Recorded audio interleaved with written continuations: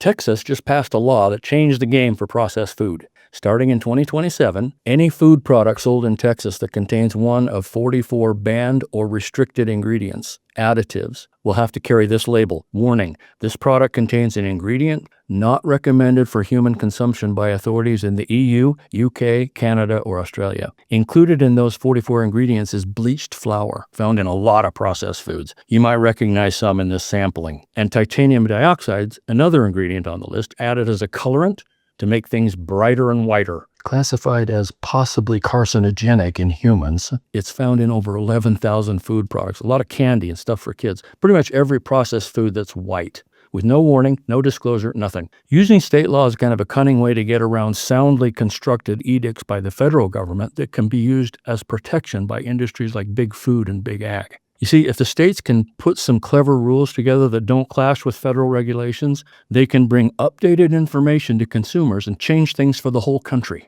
Texas did it by stating what other countries have determined about the safety of certain additives and tying it to product packaging and warning label requirements for their state. Food manufacturers don't want to make different packaging and labeling for different states, so they just change it all to comply, and every state benefits. Or they can do something else. Just remove the ingredient in question. What a concept, huh? As soon as the food industry executives caught wind of what Texas was doing, they descended on Austin like a plague. The lobbying fury began. The money poured in by the millions. And then we hear it. Listen to State Representative Barbara Gervin Hawkins. What we don't want to do is destroy anyone's business or create such a burden or financial cost that the cost of food will continue to rise. What a cowardly, mousy thing to say. Freshly printed script right from Big Food. If we have additives in our food that are causing chronic illness, especially those targeting children, I don't care what we have to do to pull out of that infernal pit, but we got to get out. That's like saying we can't afford to put out house fires. It costs too much money.